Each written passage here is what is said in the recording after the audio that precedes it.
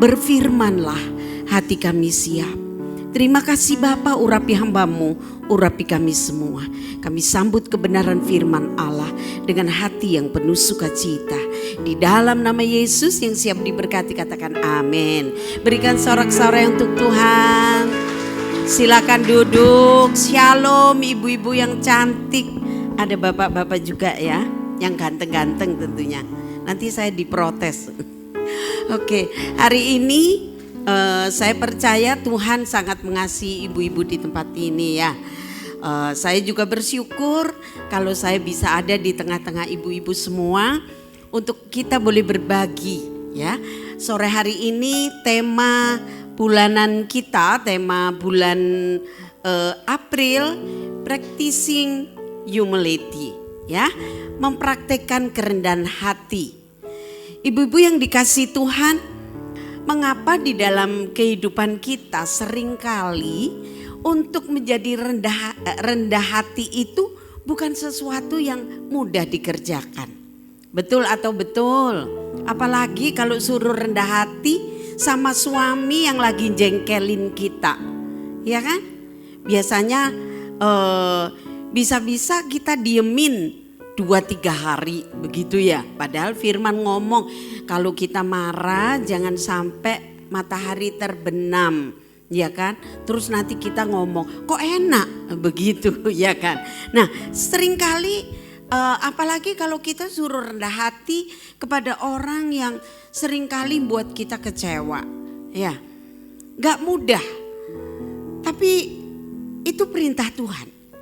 Kalau kita mau taat, firman itu selalu begini, kalau ada perintah selalu Tuhan closing dengan janji. Itu loh Bapak kita, Bapak yang baik. Tuhan gak mau kita itu putus asa lakuin perintahnya. Kadang-kadang Tuhan iming-iming ya. Kalau Tuhan iming-iming bukan seperti dunia iming-iming, kadang bikin janjinya isu dele sore tempe begitu ya. Ya kalau jadi tempe sore enak digoreng langsung ya.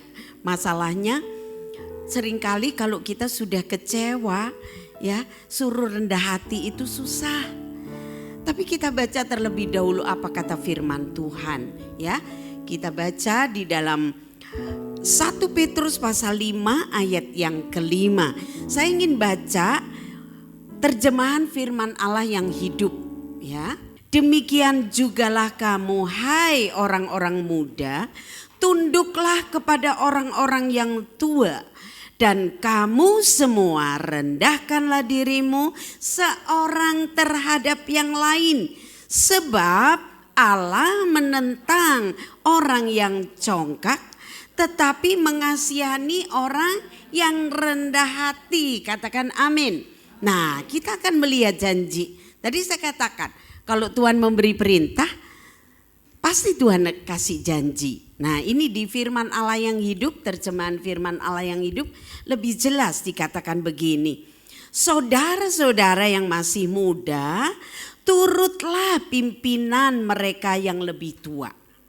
Hendaknya saudara saling melayani dengan perasaan rendah hati. Sebab, nah di sini garis bawahi, Allah mengaruniakan berkat-berkat khusus kepada orang yang rendah hati.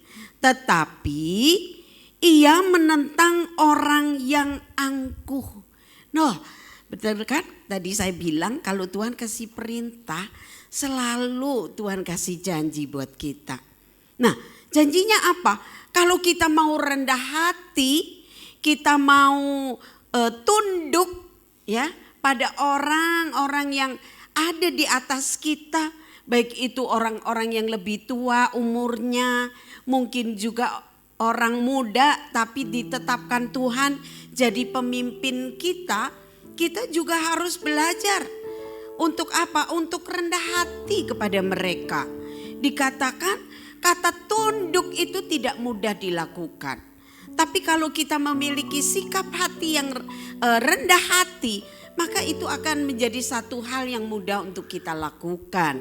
Nah, ibu-ibu yang dikasihi Tuhan, ada berkat khusus, mengaruniakan berkat-berkat khusus kepada orang yang rendah hati. Kalau kita baca di dalam Mazmur, apa sih berkat khusus yang Tuhan berikan? Mazmur 37 ayat 11, di sini nggak ada, tapi saya bacain aja. Tetapi orang-orang yang rendah hati akan mewarisi negeri dan bergembira karena kesejahteraan yang berlimpah-limpah. Nah, sekarang ibu-ibu sadar, tahu bahwa kalau kita belajar rendah hati itu ada berkat khusus. Berkat khususnya itu sebuah hadiah, yaitu kita mewarisi negeri.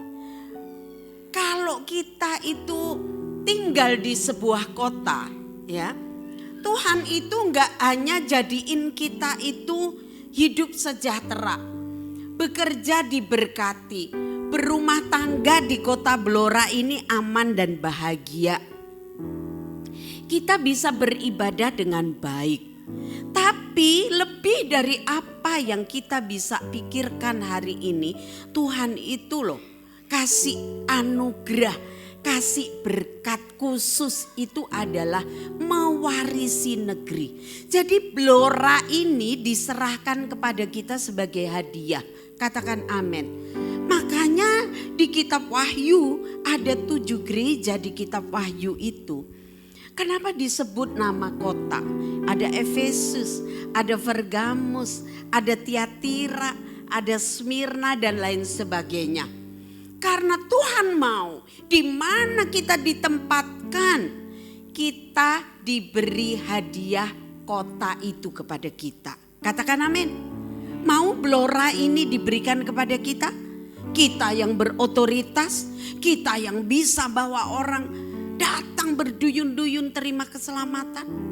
Jadi jangan hanya pikir kalau kita mengiring Tuhan, kita rendah hati, itu hanya dapat pujian, berkat-berkat jasmani. Enggak, Tuhan itu luar biasa memberikan kita itu hadiah, yaitu kota ini diserahkan kepada kita. Mari kita akan belajar bagaimana kita bisa menjadi orang yang rendah hati. Nah, di sini saya punya sebuah ungkapan kenapa seringkali menjadi rendah hati itu sulit, ya. Di situ saya tuliskan, kamu bisa rendah hati tanpa harus memiliki harga diri yang rendah. Sehingga kita menjadi rendah diri. Apa maksudnya? Kalau kita ini mau rendah hati, kita nggak usah khawatir nanti direndahin orang. Yang terbersit di dalam diri kita waktu kita disuruh rendah hati itu kan, kok enak nanti aku dianggap rendah. Ya kan, sehingga itu sulit kita lakukan. Gak usah jauh-jauh. Suami kita salah, anak kita salah, atau mungkin orang yang menjadi sahabat kita memperlakukan kita tidak baik. Tapi kita dengan segala kerendahan hati disuruh Tuhan untuk kita lebih dulu tunduk, lebih dulu menghormati, menyapa dulu. Bukan satu hal yang gampang. Karena apa? Konotasi rendah hati sering dipikirkan dalam pikiran kita bahwa orang yang rendah hati suka duluin minta maaf, nanti dianggap remeh, dianggap rendah. Nah, pola pikir itulah yang menghalangi kita untuk kita bisa rendah hati. Makanya di situ saya tulis, kamu bisa rendah hati tanpa harus memiliki harga diri yang rendah. Orang mau rendah hati, mau tidak membalas kejahatan dengan kejahatan. Kadang-kadang kita berpikir kayak ada yang hilang dari kita. Padahal kalau kita memaafkan atau mungkin kita harus minta maaf lebih dulu, sekalipun mungkin kita nggak salah, hidung kita loh tetap menghadap ke bawah. Ada nggak orang yang minta maaf lebih dulu terus hidungnya kebalik? Nggak ada, tetap ke bawah. Telinga juga nggak pindah di jidat kita. Kenapa kita mesti sulit? Nah, ibu-ibu yang dikasihi Tuhan, kenapa kita menjadi sulit untuk rendah hati? Karena kebalikan dari rendah hati itu adalah sombong. Orang yang sombong itu membutuhkan pengakuan-pengakuan. Yang dikejar itu pengakuan. Oh, itu lo bagus. Oh, itu lo luar biasa. Di situ saya tulis, pengakuan itu baik.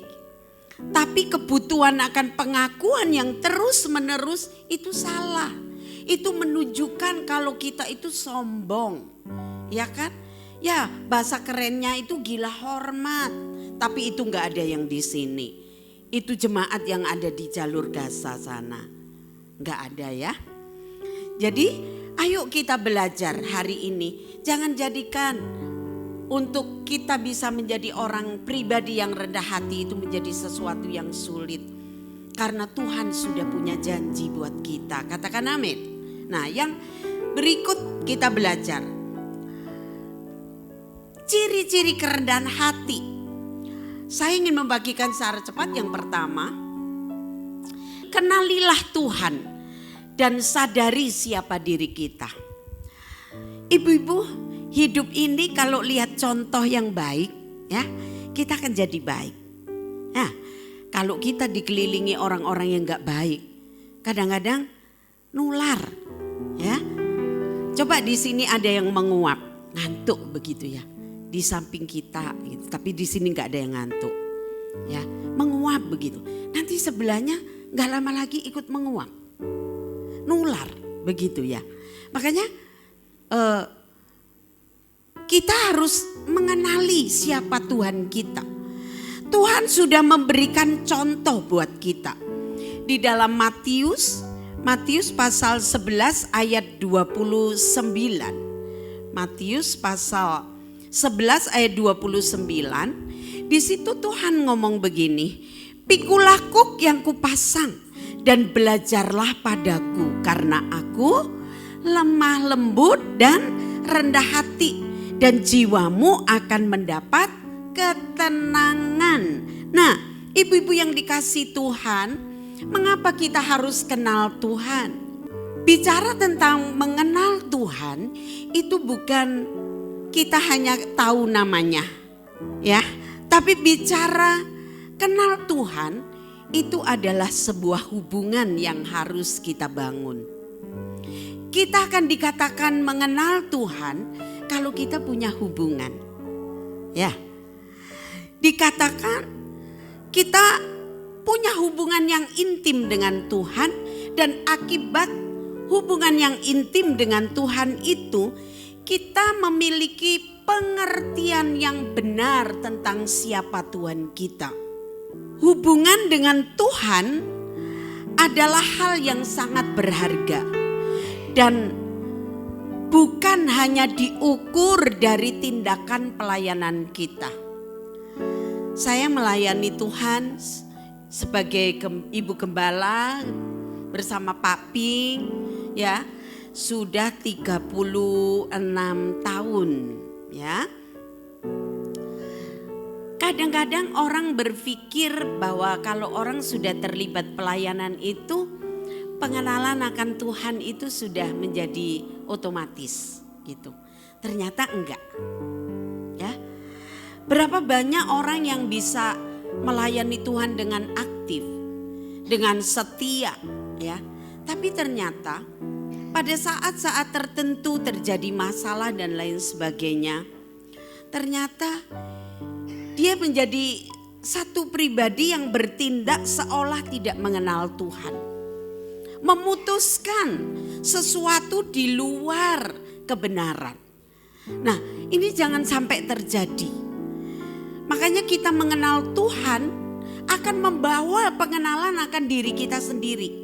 Tadi dikatakan bahwa pikulah kuk yang kupasang dan belajarlah padaku karena aku lemah lembut dan rendah hati dan jiwamu akan mendapat ketenangan.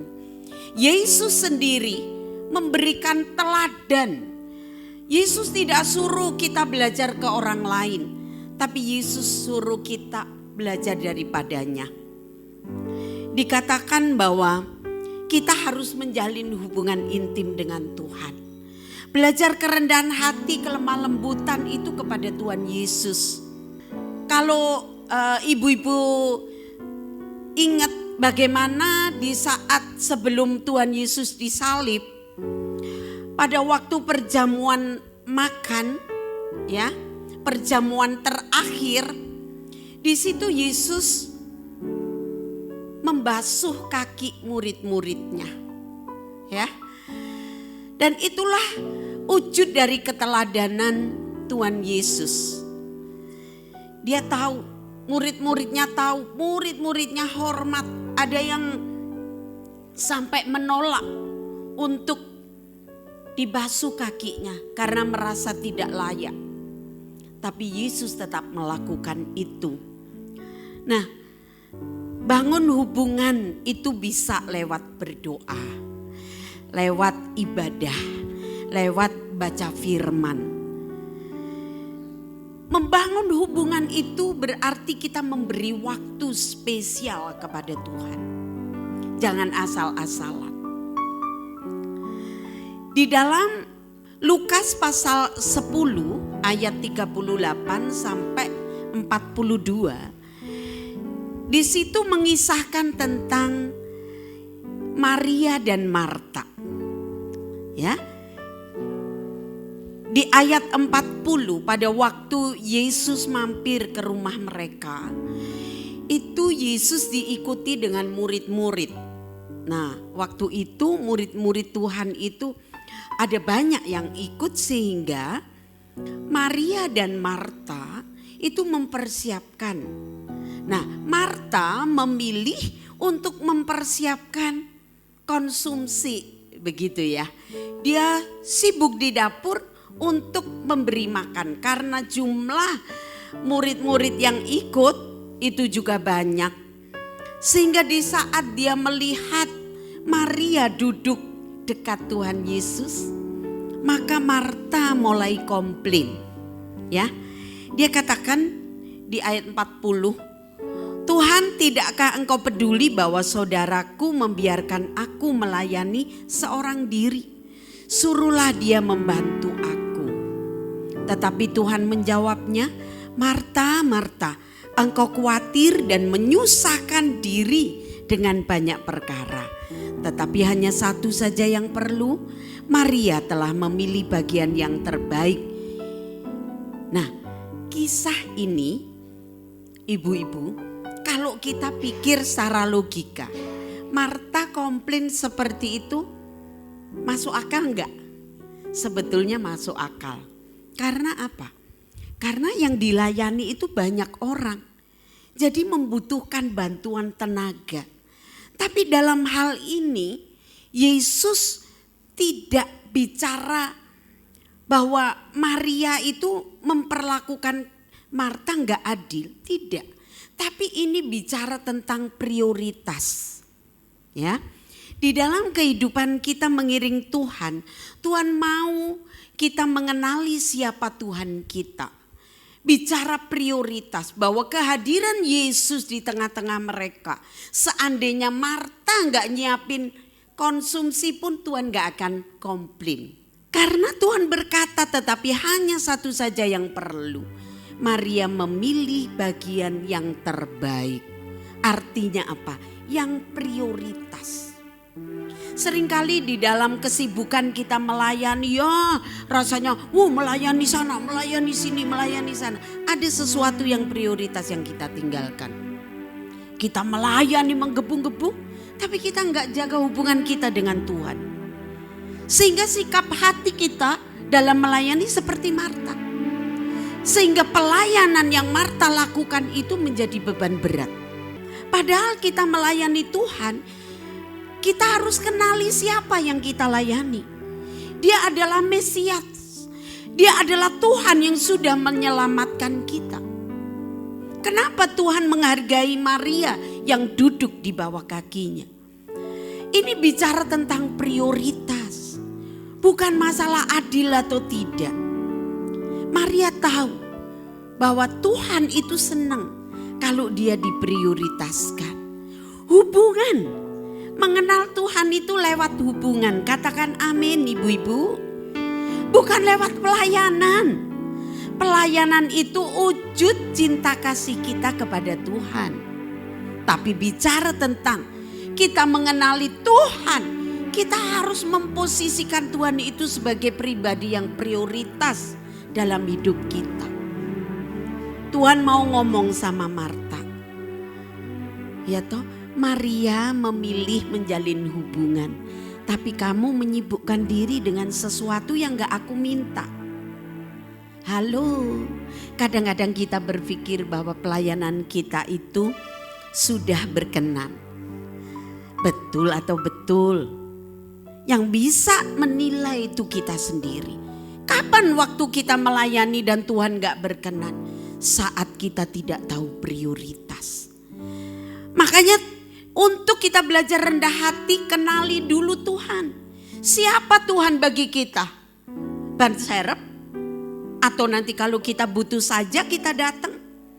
Kita semangat melayani kalau kita punya waktu longgar.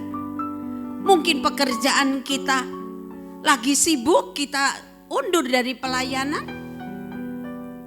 Itu belum prioritas. Ibu-ibu yang dikasih Tuhan.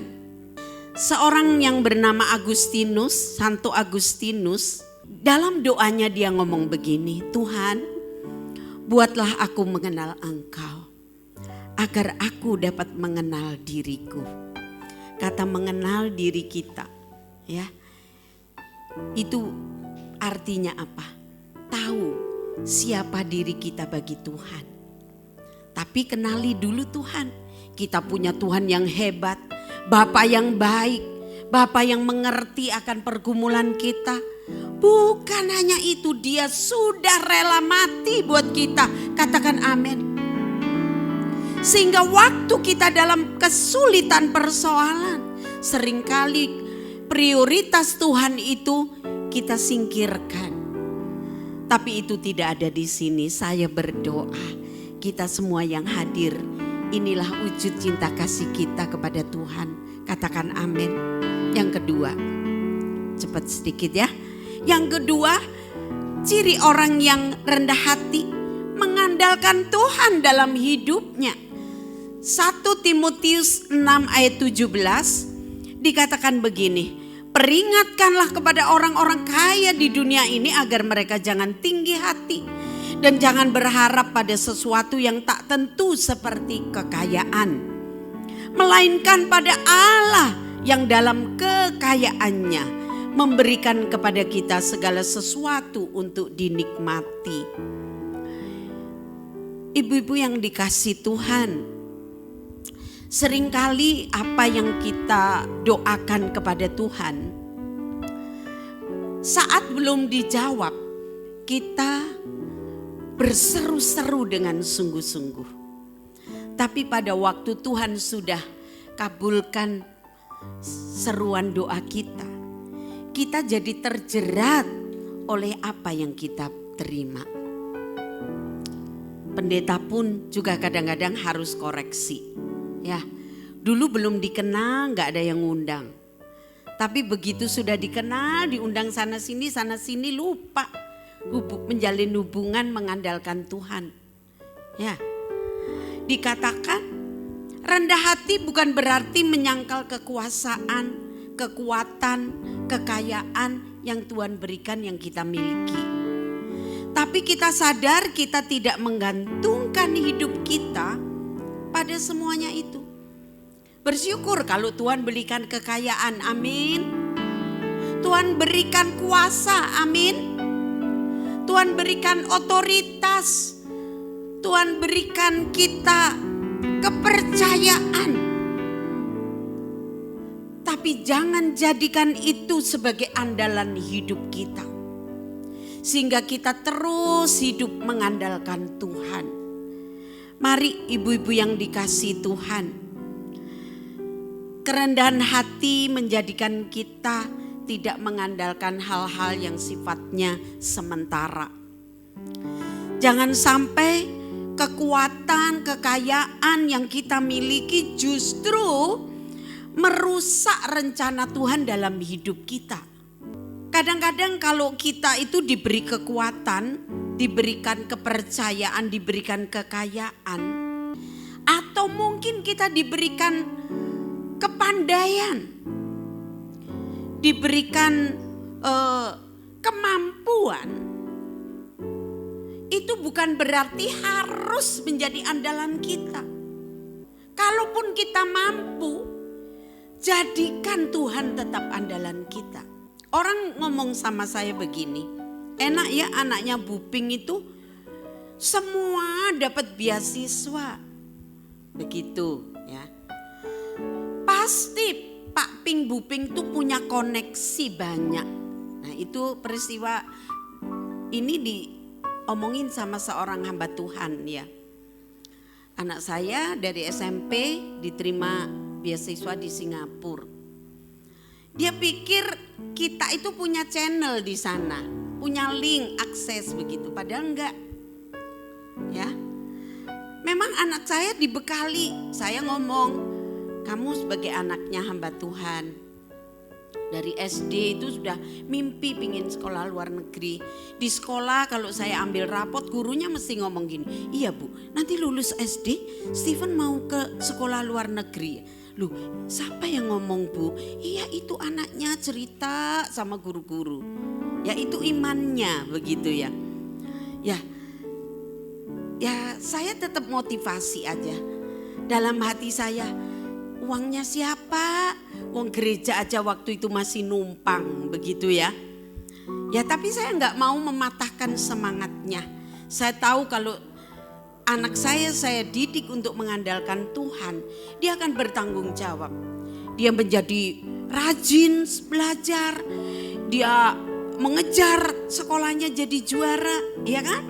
Ada bagian yang kita harus lakuin, ada bagian Tuhan yang kita nggak bisa lakuin, itu Tuhan yang buka akses.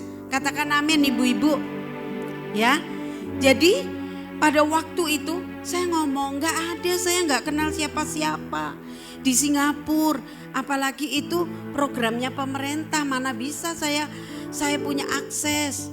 Sekalipun saya punya teman di Singapura pendeta, tapi dia nggak bisa rekomendasi untuk jadi diterima beasiswa, harus tes. Saya bilang begitu, ya. Tapi saya ngajar anak-anak saya untuk mengandalkan Tuhan.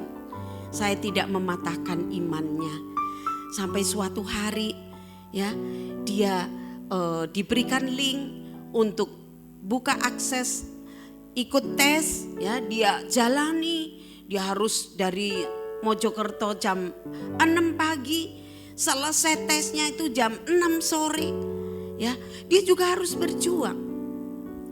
Tapi lepas daripada itu, kami selalu mengajarkan. Dia juga pernah ragu setelah tes tuh, Ma, Pa, yang ikut itu seluruh Indonesia juara semua. Nah, saya tahu anak saya mulai kecil hati gitu ya. Dia kenalan begitu cerita, oh juara 1 di provinsi ini, di provinsi ini. Terus saya ngomong begini, Steven, kalau mata Tuhan tertuju kepada kamu, siapa yang bisa halangi kamu untuk terima beasiswa? Ya kan? Kan Tuhan ngomong, mata Tuhan itu menjelajah dimanapun kita berada. Saya ngomong begitu sama anak saya. Saya ajar untuk mengandalkan Tuhan. Nah akhirnya dia diterima dan dia berangkat ke Singapura. Waktu itu masih kecil. Ya, semua di backup sama pemerintah. Karena apa? Ayo kita ajar hidup kita, anak-anak kita untuk mengandalkan Tuhan. Sekalipun kita tidak punya backup untuk kita andalkan. Saya tahu waktu itu bagi kami itu sulit. Kondisi sulit, masih gereja masih numpang di sebuah gudang pabrik, ya.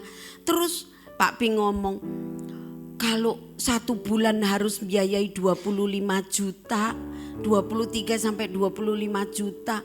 Lah mau jual gereja, enggak punya gereja. numpang, begitu kan? Ya kita tetap saling menguatkan. Saya bawa anak-anak saya selalu tekankan begini. Kalau mama papa nggak bisa biayain, kamu punya Bapa di surga yang siap buka akses. Tuhan itu sudah kasih modal dalam dirimu. Kamu yang harus keluarin, yang harus eksplor. Apa itu? Kepinteran. Kamu punya tenaga untuk kamu belajar dengan rajin. Ya kan? Jadi kita harus mendidik anak-anak kita, cucu kita, andalin Tuhan. Dan 1 rupiah pun kami tidak keluarin biaya untuk anak saya sekolah. Tiket berangkat dan setiap tahun dikasih tiket PP untuk liburan pulang. Sampai airport tax, coba. Sampai dikasih uang saku. SMP itu sudah dapat uang saku, kalau saya sebut nominalnya itu seperti gajinya orang kerja 1 bulan. Nah, dari situ dia merasa bahwa oh ya, ternyata mengandalkan Tuhan itu Tuhan selalu buka jalan. Ada satu lagi kesaksian untuk anak saya nomor 2, Louis yang sekarang jadi pendeta. Ya, suatu hari dia sekolah di Surabaya karena di Mojokerto SMA-nya kurang maju. Anak-anak lulus SMP saya sekolahin di Surabaya harus kos. Ya, saya carikan kos yang agak murah tapi nggak jauh begitu. Nah, semua teman-temannya ada yang bawa motor, ada yang diantar mobil.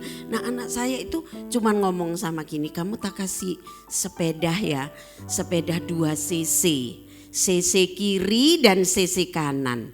Ya, maksudnya sepeda engkol itu loh ibu-ibu, itu kan 2 cc, cc kiri dan cc kanan dan kita harus genjot, begitu kan? Saya bilang, sudah kalau kamu remedi, kamu mau olahraga, bawa sepeda itu. Bayangkan di kota besar, anak saya nggak malu, teman-temannya bawa sepeda motor dan lain sebagainya, anak saya naik sepeda. Saya latih, suatu hari dia ngomong begini, mah nanti kalau aku sudah umur 17 aku boleh ngurus SIM, aku dibeliin motor. Ya, berdoa supaya Tuhan berkati mama papa. Nah, pada waktu itu kami mau pelayanan diundang ke Amerika. 1 minggu sebelum berangkat Pak Ping tuh dapat WA dari BCA. Nah, kami punya tabungan waktu itu kalau nggak salah 3,5 juta ada di tabungan itu. Terus ada yang WA karena ada jemaat yang kerja di BCA begitu ya, saya sebutin aja nggak apa-apa. SMS sama Pak Ping, ini ada Pak Ping dapat hadiah undian gitu, sepeda motor gitu. Pak Ping itu kan orangnya cuek aja, oh masih ini ganggu-ganggu gitu. Terus dibiarin sampai akhirnya ditelepon, Pak itu sungguhan loh Pak, coba Pak buka komputernya, masukkan nomornya Bapak, nomor rekening, nanti kan pengumumannya keluar gitu. Oh ternyata betul ya, isinya dikit tapi dapat hadiah sepeda motor. Nah dari situ saya ngomong, saya telepon Louis, mama sebentar sama papa kan pelayanan. Nah nanti minggu depan Tuhan itu sudah kasih kamu motor. Loh kok bisa mah? Iya, saya bilang gitu, itu karena kamu taat. Ya, kamu umur 16 tapi kamu gak mau naik motor sebelum ada SIM. Kami mendidik anak-anak sebelum dapat SIM sesuai usia, gak nyuri-nyuri umur, baru boleh pegang motor. Sekalipun di rumah ada motor. Ya, saya ngomong di atas ketaatan ada berkat. Orang yang rendah hati tidak ngandalin kekuatannya sendiri, katakan amin. Ngandalin kekuatan Tuhan. Dari situ iman anak saya terupgrade. Dia tahu kalau dia bisa, dia punya itu karena Tuhan. Bukan karena mama papanya, bukan karena kekuatannya. Mari ibu-ibu yang dikasihi Tuhan, hari ini kita belajar untuk merendahkan hati di hadapan Tuhan. Dengan cara bagaimana? Andalkan Tuhan dalam berbagai aspek kehidupan kita. Nah, sekarang yang ketiga. Nah, ini ada quotes bagus, saya bacain dulu ya. Quotesnya ngomong begini. Jadi dikatakan rendah hati bukan berarti menyangkal kekuatan, kekuasaan, kekayaan yang kita miliki. Tapi kita sadar kita tidak menggantungkan hidup kita pada semua itu. Yeremia 17:7 ayat sampai 8, 2, 3. Diberkatilah orang yang mengandalkan Tuhan, yang menaruh harapannya pada Tuhan. Ia akan seperti pohon yang ditanam di tepi air, yang merambatkan akar-akarnya ke tepi batang air, dan yang tidak mengalami datangnya panas terik, yang daunnya tetap hijau, yang tidak khawatir dalam tahun kering, dan yang tidak berhenti menghasilkan buah. Katakan amin. Mari, orang yang mengandalkan Tuhan itu diberkati. Ya, taruh harapan kita, apapun persoalan yang kita hadapi, taruh andalan kita kepada Tuhan. Yang ketiga, nah, apa ciri kerendahan hati? Yaitu kesediaan melayani orang lain. Ya, tadi Tuhan sudah ngomong bahwa layanilah seorang akan yang lain dengan perasaan rendah hati. Nah, jadi kalau kita mau dikatakan rendah hati, maka kita harus bersedia melayani orang lain. Filipi 2 ayat 2 sampai 4 dikatakan, karena itu sempurnakanlah sukacitaku dengan ini. Hendaklah kamu sehati sepikir dalam satu kasih, satu jiwa, satu tujuan. Dengan tidak mencari kepentingan sendiri atau puji-pujian yang sia-sia. Sebaliknya hendaklah dengan rendah hati, yang seorang menganggap yang lain lebih utama daripada dirinya sendiri. Dan janganlah tiap-tiap orang hanya memperhatikan kepentingannya sendiri, tetapi kepentingan orang lain juga. Amin.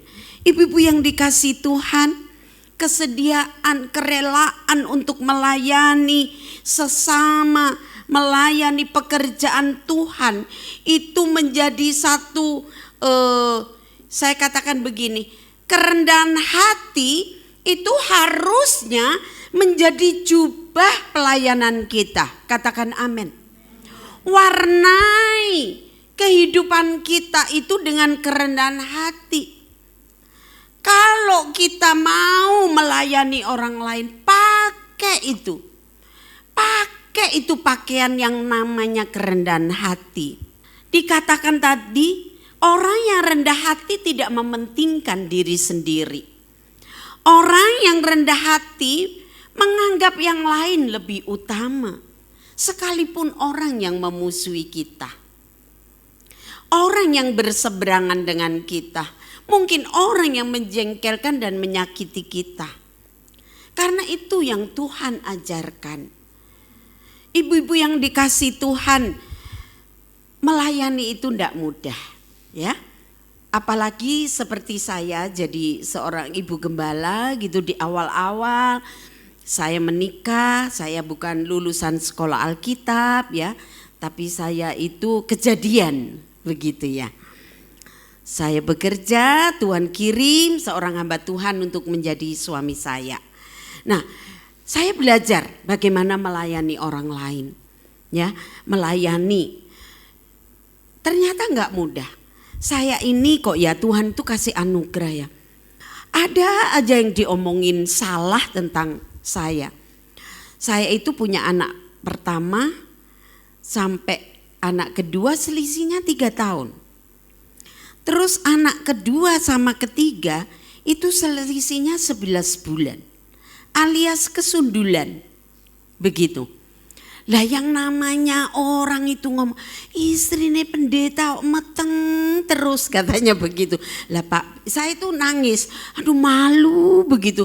Wong itu memang di luar planning begitu ya, saya planning ternyata di luar planning itu pasti berkat Tuhan gitu. Nah terus saya itu agak nelongso begitu ya. Terus Pak Ping itu, kan Pak Ping itu kalau ngomong ceplas-ceplos itu ngomong. Lah nyapa tuh kamu itu, wong diomongi begitu kok nangis. Lah nyapa wong kamu loh hamil punya suami kok. Lah di luar sana loh hamil nggak punya suami loh, guyu kemekelen gitu. Akhirnya saya dihibur ya, belajar rendah hati, nggak boleh membalas ya kan, tetap melayani, tetap orang yang ngomongnya negatif juga harus dilayani. Ibu-ibu yang dikasih Tuhan, kalau kita pegang janji Tuhan ya, bahwa orang yang melayani Tuhan itu disediain hadiah berkat khusus, makanya jangan pernah putus asa, jangan pernah sakit hati, katakan amin. Karena waktu kita sakit hati berarti hati kita tengah dikuasai orang itu. Mau dikuasai orang? Enggak mau dong, biar dikuasai Tuhan saja. Makanya enggak perlu sakit hati, lepaskan pengampunan. Saya kalau lagi, ya saya juga manusia biasa.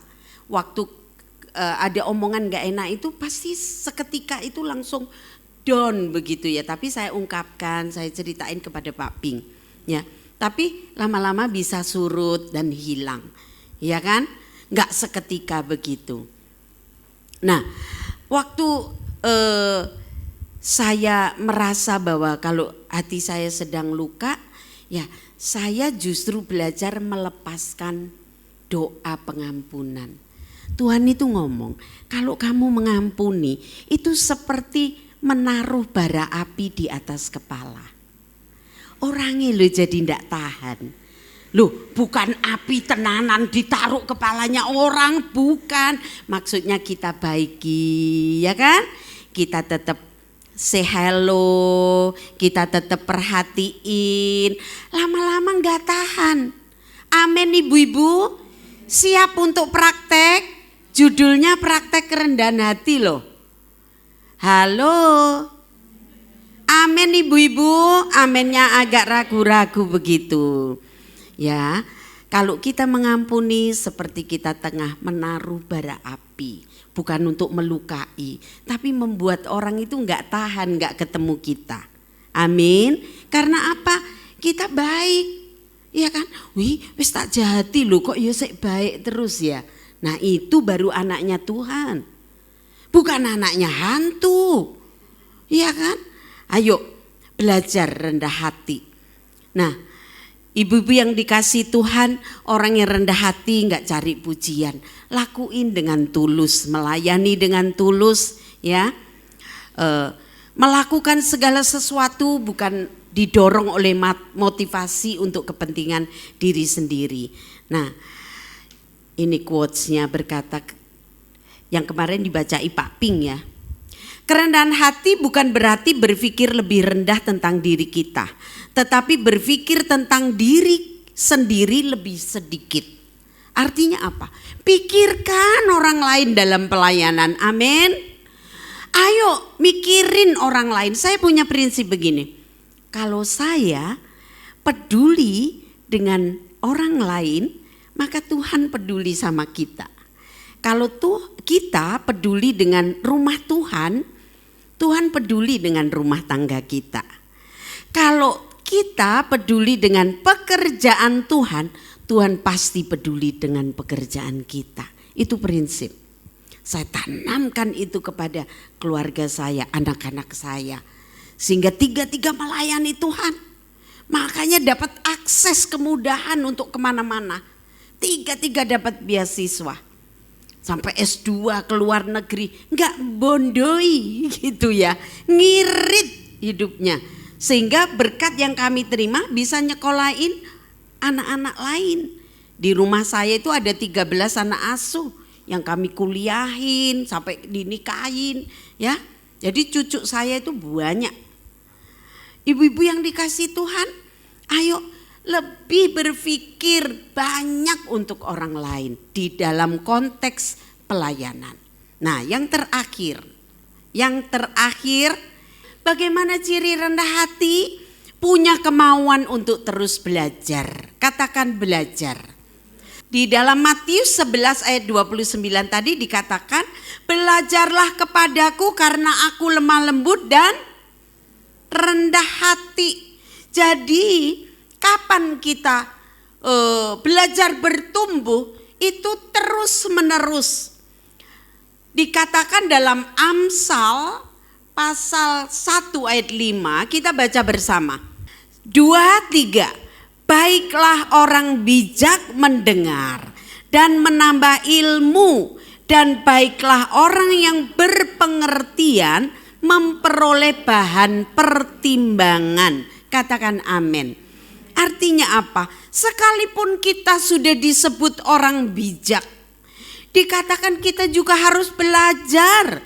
Belajar dari apa? Mendengar. Salah satu proses pembelajaran anak, ya, anak PAUD itu belajar satu, lewat mendengar, melihat, dan meniru. Nah, ternyata kata mendengar itu bukan mendengar katanya orang, tapi kata mendengar itu adalah mengalami Tuhan. Mari ibu-ibu, kita pada waktu mendengar firman tidak berhenti hanya mendengar. Ada istilah anak itu loh dengar-dengaran dengan orang tuanya. Artinya apa? Taat. Betul? Jadi kata mendengar itu artinya di sana ada ketaatan. Nah, dan menambah ilmu, dan baiklah orang yang berpengertian memperoleh bahan pertimbangan. Jadi proses untuk kita belajar, nomor 1 belajar kepada Tuhan tentang kerendahan hati. Terus berikut belajar kepada orang yang sudah berhasil. Gak boleh iri lihat orang berhasil. Justru itu jadikan tempat untuk kita belajar. Orang yang rendah hati mau terus belajar dan diajar. Untuk apa? Untuk bertumbuh. Sadar bahwa dalam kehidupan kita ini Tuhan taruh orang-orang yang harusnya kita hormati. Pemimpin-pemimpin sekalipun dia muda, tapi waktu mereka taat kepada Tuhan, mereka meraih keberhasilan, ayo kita hormati mereka. Sehingga kita belajar rendah hati. Ada cerita, saya tutup dengan sebuah cerita. Ada seorang manajer perusahaan, ya, perusahaannya besar. Dia punya koster, dia punya orang untuk nangani kebersihan. Tapi suatu hari, karena dia cinta Tuhan, suatu hari dia lihat kok setiap pagi ada banyak daun-daun yang mungkin kena angin, jadi sampai di depan kantornya. Suatu hari dia datang lebih pagi daripada koster, daripada tukang bersih-bersih. Dan dia pungutin sampah di depan kantornya. Sampah kecil-kecil dan dia masukin di tempat sampah. Nah, sampai suatu hari ada karyawan lain yang ngomong, kalau kenapa Mbak? Kan nanti ada pegawai yang sudah tugas untuk bersih-bersih. Dia ngomong begini, kalau saya bisa membantu membuat tempat ini lebih nyaman, kenapa tidak? Dia melakukan itu karena dia punya pikiran, dia kepingin orang lain itu nyaman. Orang yang rendah hati ingin membahagiakan orang lain. Orang yang rendah hati ikut berbahagia di saat orang lain berbahagia. Amin ibu-ibu. Orang yang sombong, dia iri melihat orang yang berhasil. Mari tanamkan dalam diri kita. Biarlah kita boleh terus belajar kepada Tuhan. Belajar kepada pemimpin-pemimpin, itu tanda kalau kita rendah hati. Saya tutup dengan sebuah quotes. Nah, yuk kita baca bersama. 1, 2, 3. Pembelajaran adalah proses seumur hidup. Murid sejati Yesus tidak pernah berhenti bertumbuh, kata Rick Warren, penulis buku. Ya, ayo hari ini kita belajar. 4 hal ini biarlah ada dalam kehidupan kita dan kita menjadi orang yang memiliki 4 ciri kerendahan hati.